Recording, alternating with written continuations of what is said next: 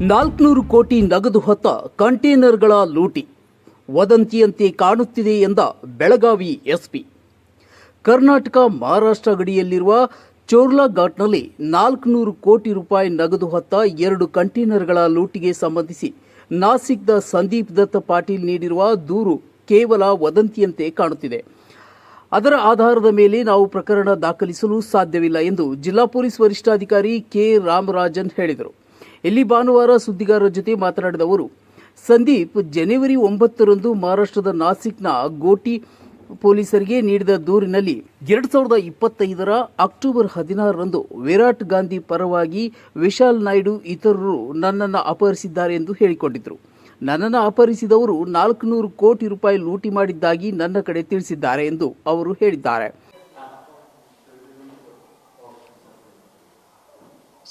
ಬೆಳಗಾವಿ ಜಿಲ್ಲೆ SP ಆಫೀಸ್ಗೆ 6ನೇ ತಾರೀಕು ನಾಸಿಕ್ ಜಿಲ್ಲಾ ವರಿಷ್ಠಾಧಿಕಾರಿ ಒಂದು ಅಲ್ಲಿಂದ ಲೆಟರ್ ಬರೆದಿರೋದು ಒಂದು ನಮಗೆ ಮಾಹಿತಿ ಒಂದು 16ನೇ ತಾರೀಕಿಗೆ ನನ್ನ ಗಮನಕ್ಕೆ ಒಂದು ಬಂತು.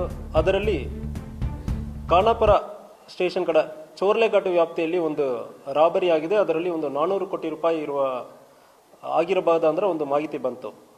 ಇದು ಹಿನ್ನೆಲೆ ಏನಂದ್ರೆ ಇದರಲ್ಲಿ ಲೆಟರಲ್ಲಿ ಬಂದಿರೋದು ಒಂದು ಕಿವಿ ಮಾತಲ್ಲಿ ಬಂದಿರೋ ಒಂದು ಮಾಹಿತಿಯಲ್ಲಿ ಸಂದೀಪ್ ದತ್ತ ಪಾಟೀಲ್ ಎಂಬುವರನ್ನು ಅಕ್ಟೋಬರ್ 22ನೇ ತಾರೀಕು 2025 ಸುಮಾರು 3 ತಿಂಗಳ ಹಿಂದೆ ಒಬ್ಬನನ್ನು ಕಿಡ್ನಾಪ್ ಮಾಡಿರ್ತಾರೆ. ಕಿಡ್ನಾಪ್ ಮಾಡಿರೋರು ಯಾರು ಮಾಡ್ತಾರೆ ಅಂದ್ರೆ ವಿಶಾಲ್ ನಾಯ್ಡು ಎಂಬವನ್ನ ಕಿಡ್ನಾಪ್ ಮಾಡ್ತಾನೆ. ಇವನು ವಿರಾಟ್ ಗಾಂಧಿ ಎಂಬುವರ ಸೂಚನೆ ಮೇರೆಗೆ ವಿಶಾಲ್ ನಾಯ್ಡು ಗೋಟಿ ಏರಿಯಾಕ್ಕೆ ನೀವು ಬನ್ನಿ ಅಂದ್ರೆ ಸಂದೀಪ್ ದತ್ತ ಪಾಟೀಲ್ ಅನ್ನು ಕರೀತಾನೆ. ಈ ಸಂದೀಪ್ ದತ್ತ ಪಾಟೀಲ್ ಗೋಟಿ ಏರಿಯಾಕ್ಕೆ ಹೋಗುವ ಸಂದರ್ಭದಲ್ಲಿ ಅಲ್ಲಿ ವಿಶಾಲ್ ನಾಯ್ಡು ಮತ್ತು ಅವನ ಜೊತೆಗೆ ಇದ್ದ ಕೆಲವೊಬ್ಬರು ಇವನನ್ನು ಒಂದು ಫಾರ್ಚುನರ್ ಗಾಡಿಯಲ್ಲಿ ಕಿಡ್ನಾಪ್ ಮಾಡಿಬಿಟ್ಟು ಅಲ್ಲಿನೇ ಒಂದು ಹೊಡೆಯುತ್ತಾರೆ. ಹೊಡೆದುಬಿಟ್ಟು ನಮ್ಮಲ್ಲಿ ಸುಮಾರು ಒಂದು ಅಕ್ಟೋಬರ್ 16ನೇ ತಾರೀಕು 2025 ಒಂದು 400 ಕೋಟಿ ರಾಬರಿ ಆಗಿದೆ. ಅದರಲ್ಲಿ ನೀವು ಕೂಡ ಭಾಗಿಯಾಗಿದ್ದೀರ ಅಂದ್ರೆ ನಮಗೆ ಡೌಟ್ ಇದೆ, ನೀವೇ ಮಾಡಿದಿರ ಅಂದ್ರೆ ಹೇಳಿ ಹೊಡೆಯುತ್ತಾರೆ. ಹೊಡೆದಾದ ಮೇಲೆ ಅವನನ್ನು ಬಿಡ್ತಾರೆ. ಸ್ವಲ್ಪ ಟೈಮ್ ಆದ್ಮೇಲೆ ಅವನನ್ನು ಮನೆ ಸುತ್ತಮುತ್ತ ಹೋಗಿ ಫಾಲೋ ಅಪ್ ಮಾಡ್ತಾರೆ. ಅದು ಮುಗಿದ ನಂತರ ಅವನಿಗೆ ಮತ್ತೆ ಕಾಲ್ ಮಾಡಿ ಇರ್ತಾರೆ.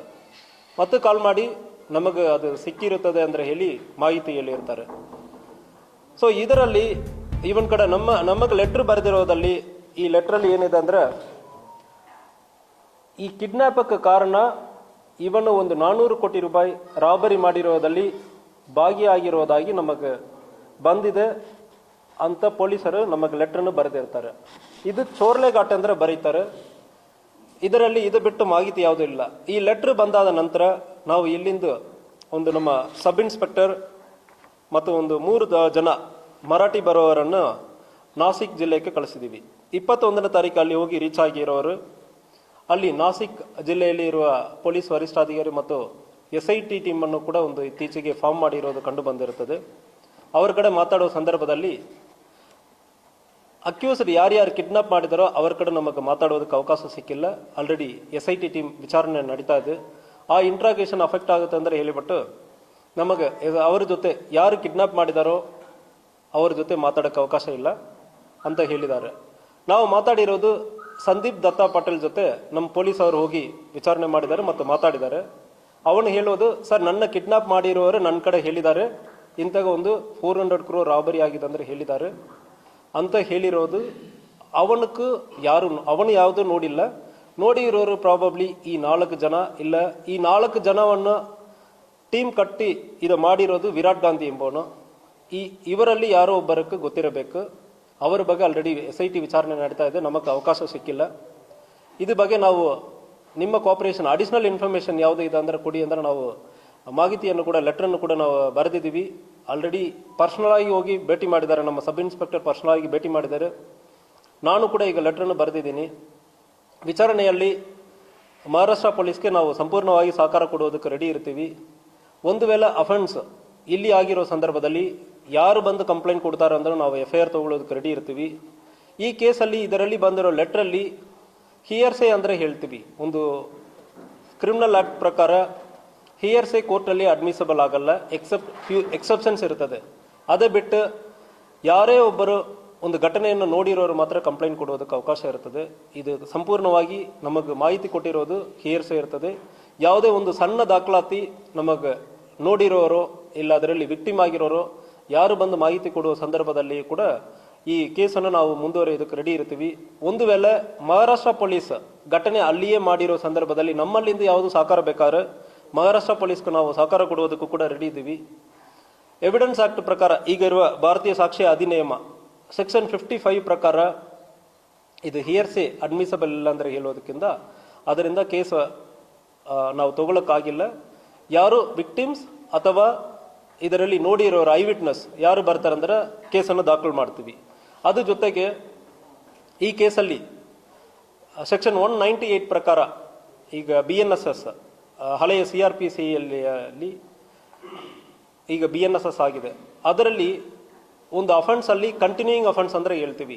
ಒಂದು ಕಡೆಯಿಂದ ಇನ್ನೊಂದು ಕಡೆ ಒಂದು 2-3 ಪೊಲೀಸ್ ಸ್ಟೇಷನ್ ವ್ಯಾಪ್ತಿಯಲ್ಲಿ ಒಂದು ಅಫೆನ್ಸ್ ಕಂಟಿನ್ಯೂ ಆಗೋ ಸಂದರ್ಭದಲ್ಲಿ ಎಲ್ಲಿ ಬೇಕಾದ್ರೆ ಈ ಕೇಸನ್ನು ಇನ್ವೆಸ್ಟಿಗೇಟ್ ಮಾಡೋದಕ್ಕೂ ಕೋರ್ಟ್ಗೆ ಈಗ ಒಂದು 3 ಸ್ಟೇಷನ್ ವ್ಯಾಪ್ತಿಯಲ್ಲಿ ಇದು ನಡೆಯುತ್ತ ಸಂದರ್ಭದಲ್ಲಿ ಯಾವ ಸ್ಟೇಷನ್ ಅಲ್ಲಿ ಕೂಡ ವಿಚಾರಣೆ ನಡೆಯಬಹುದು. ಅದೇ ರೀತಿಯಲ್ಲಿ ಜುರಿಸ್ಡಿಕ್ಷನ್ ಕೋರ್ಟ್ ಈ 3ರಲ್ಲಿ ಯಾವುದು ಬೇಕಾದ್ರೆ ಜುರಿಸ್ಡಿಕ್ಷನಲ್ ಕೋರ್ಟ್ ಕೂಡ ಅದನ್ನು ಟ್ರಯಲ್ ನಡೆಸೋದಕ್ಕೆ ಅವಕಾಶ ಇರ್ತದೆ.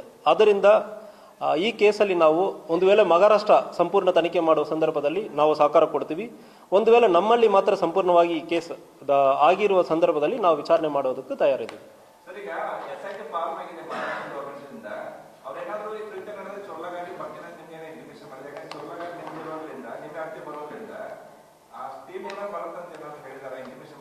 ನಮಗೆ 6ನೇ ತಾರೀಕು ಒಂದು ಲೆಟರ್ ಅವಾಗ ಬರೆದಿರೋದು ಬಿಟ್ಟು ಬೇರೆ ಯಾವುದೇ ಮಾಹಿತಿ ಇಲ್ಲ.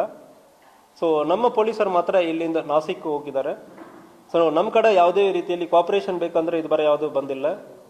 ಅದಲ್ಲದೆ ಬೇರೆ ಕಾನ್ಫಿಡೆನ್ಷಿಯಲ್ ಮಾಹಿತಿ ಇರಲಿ, 2 ಕಂಟೈನರ್ ಅಲ್ಲಿ ಹೋಗಿರೋದಾಗಿ ಹೇಳ್ತಾ ಇದ್ದಾರೆ, ಅದ್ರ ಬಗ್ಗೆ ಮಾಹಿತಿ ಇರಲಿ, ಇಲ್ಲ ಯಾರು ಇನ್ವಾಲ್ವ್ ಆಗಿದ್ದಾರೆ ಅದ್ರ ಬಗ್ಗೆ ಡೀಟೇಲ್ ಇರಲಿ, ಯಾವುದು ಕೂಡ ಕೊಟ್ಟಿಲ್ಲ. ಜಸ್ಟ್ ಒಂದೇ ಒಂದು ಹೆಸರು ಮಾತ್ರ ಮೆನ್ಷನ್ ಒಂದು 3 ಅಲ್ಲಿ ಒಂದು ಪೊಲೀಸ್ ಚೆಕ್ ಪೋಸ್ಟ್ ಇಲ್ವಲ್ಲ ಸರ್, ನಾನು ಇಲ್ಲೇ ನೋಡಿದ್ದೀನಿ.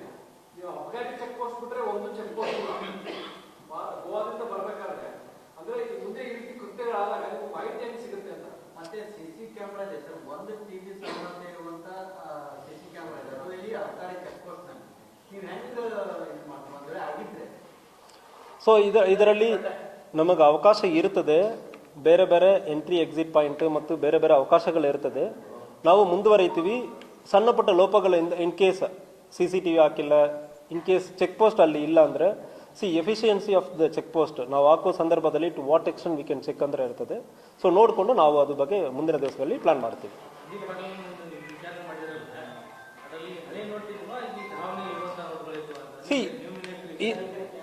ಓಲ್ಡ್ ನೋಟ್ಸ್ ಅಂದ್ರೆ ಮೆನ್ಷನ್ ಮಾಡ್ತಾರೆ, ಅದು ಹಿಯರ್ಸೆ ಬಾಯಿ ಮಾತಲ್ಲಿ ಅವ್ರಿಗೆ ಹೇಳಿರೋದ ಅವರ ಉದಾಹರಣೆಗೆ ಈಗ ಎಲ್ಲಿ ಬಂತಂದ್ರೆ ಸಂದೀಪ್ ಪಾಟೀಲ್ನನ್ನು ಕಿಡ್ನಾಪ್ ಮಾಡ್ತಾರೆ. ಸಂದೀಪ್ ಪಾಟೀಲ್ ಪೊಲೀಸರು ಕೇಳ್ತಾನೆ, ಪೊಲೀಸರು ಅದನ್ನು ನಮಗೆ ಬರೆದಿದ್ದಾರೆ. ಸಂದೀಪ್ ಪಾಟೀಲ್ ನೋಡಿದಾನಂದ್ರೆ ಸಂದೀಪ್ ಪಾಟೀಲ್ ನೋಡಿರಲ್ಲ, ಅವನನ್ನು ಒಂದು 4 ಜನ ಕಿಡ್ನಾಪ್ ಮಾಡಿದಾರಲ್ಲ ಅವರು ನೋಡಿದಾರಂದ್ರೆ ಅದೂ ನಮಗೆ ಗೊತ್ತಿರಲ್ಲ. ಸೊ ಆಕ್ಚುಲಿ ಈ ಘಟನೆಯನ್ನು ಯಾರು ನೋಡಿದಾರೆ ಅಂದ್ರೆ ಮಾಹಿತಿ ನಮಗೆ ಮಹಾರಾಷ್ಟ್ರ ಪೊಲೀಸ್ ಕಡೆಯಿಂದ ಇದು ಬರ ಬಂದಿಲ್ಲ.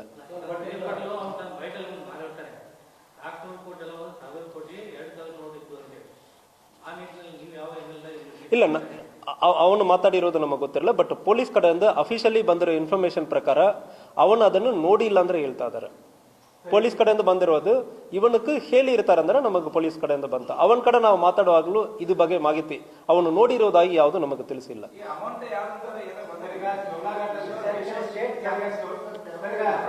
ಒಬ್ರೊಬ್ಬರಾಗಿ ಚೋರ್ಲಾಘಟ್ಟಲ್ಲಿ ಚೋರ್ಲಾಘಟ್ಟ ಅಂದ್ರೆ ಈಗ 3 ಸ್ಟೇಟ್ ವ್ಯಾಪ್ತಿಗೆ ಬರ್ತದೆ ಅಂದ್ರೆ ಹೇಳ್ತಾರೆ. ಇದು ನಮ್ದು ಮಾತ್ರ ಇಲ್ಲ, ಬೆಳಗಾಮಲ್ಲಿ ಬರ್ತದೆ, ಗೋವಾನಲ್ಲಿ ಬರ್ತದೆ, ಮಹಾರಾಷ್ಟ್ರನಲ್ಲಿ ಬರ್ತದೆ. ಇಂಥ ಘಟನೆಯನ್ನು ನೋಡಿರೋರು ಯಾರು ಇಲ್ಲ. ಘಟನೆಯನ್ನು ನಿಜವಾಗಿ ಆಗಿದೆ ಅಂದ್ರೆ ಫಸ್ಟ್ ಅದು ಅಸರ್ಟೈನ್ ಮಾಡಬೇಕು. 2 ಕಂಟೈನರ್ ಬಂದಿರೋದ್ರ ಬಗ್ಗೆನೂ ನಮಗೆ ಮಾಹಿತಿ ಯಾವುದು ಪೊಲೀಸರು ಇದು ಬರ ಕೊಟ್ಟಿರಲ್ಲ. ಸೊ ನಾವು ಈಗ ವಿಚಾರಣೆಗೆ ಮಾಹಿತಿ ಕೊಡಿಯನ್ನು ನಮ್ಮ ಸಬ್ ಇನ್ಸ್ಪೆಕ್ಟರ್ನ ಅಲ್ಲಿಯೇ ಇದ್ದಾರೆ, ನಾಸಿಕಲ್ಲಿ ನಮ್ಮ ಸಬ್ ಇನ್ಸ್ಪೆಕ್ಟರ್ ಈಗಲೂ ಇದ್ದಾರೆ. 21ನೇ ತಾರೀಕಿನಿಂದ ನಮ್ಮ ಸಬ್ ಇನ್ಸ್ಪೆಕ್ಟರ್ ನಾಸಿಕಲ್ಲಿ ಇದ್ದಾರೆ ಈ ಕೇಸ್ ಬಗ್ಗೆ ವಿಚಾರಣೆ ಮಾಡೋದಕ್ಕೆ. SIT ಟೀಮ್ ಫಾರ್ಮ್ ಮಾಡಿರೋದ್ರಿಂದ ಈ ಕೇಸಲ್ಲಿ ಅದಕ್ಕೆ ನಾನು ಕ್ಲಾರಿಫೈ ಮಾಡ್ತಾ ಇದ್ದೀನಿ. ಘಟನೆ ಒಂದು ವೇಳೆ ಆಗಿರೋ ಸಂದರ್ಭದಲ್ಲಿ ಮಹಾರಾಷ್ಟ್ರನಲ್ಲಿ ಆಗಿರೋ ಸಂದರ್ಭದಲ್ಲಿ ಮಹಾರಾಷ್ಟ್ರನಲ್ಲಿ ಪ್ರಿಪರೇಷನ್ ಆಗೋ ಸಂದರ್ಭದಲ್ಲಿ ಒಂದು ವೇಳೆ ಇಲ್ಲಿ ಆಗಿರ್ತಂದ್ರೆ ಕೂಡ ರಾಬರಿ ಆಗಿರೋದು ಗಾಡಿಯನ್ನು ಇಲ್ಲಿಂದ ತಗೊಂಡು ಹೋಗೋ ಸಂದರ್ಭದಲ್ಲಿಯೂ 2 ಆಪ್ಷನ್ಸ್ ಇದೆ. ಒಂದು ಮಹಾರಾಷ್ಟ್ರನಲ್ಲಿಯೇ FIR ಅನ್ನು ಮಾಡಿ ಚಾರ್ಜ್ ಶೀಟನ್ನು ಅಲ್ಲಿಯೇ ಮಾಡೋದಕ್ಕೆ ಅವಕಾಶ ಇದೆ. ಯಾಕಂದ್ರೆ ಪ್ರಿಪರೇಷನ್ ಆಫ್ ಅಫೆನ್ಸ್ ಮಹಾರಾಷ್ಟ್ರನಲ್ಲಿ ಶುರುವಾಗಿದೆ. ಸೆಕ್ಷನ್ 198 ಆಫ್ BNSS ಪ್ರಕಾರ ಅಫೆನ್ಸ್ ಎಲ್ಲಿ ಶುರುವಾಗಿ ಎಲ್ಲಿ ಮುಗಿಯುತ್ತದೋ ಈ ವ್ಯಾಪ್ತಿಯಲ್ಲಿ ಎಲ್ಲಿ ಬೇಕಾದ್ರೆ FIR ಮಾಡೋದಕ್ಕೆ ಅವಕಾಶ ಇರ್ತದೆ. ಸೊ ಒಂದು ವೇಳೆ ಅವರೇ FIR ಮಾಡಿ ಚಾರ್ಜ್ ಶೀಟ್ ಮಾಡೋದಕ್ಕೆ ಅವಕಾಶ ಇರುತ್ತದೆ.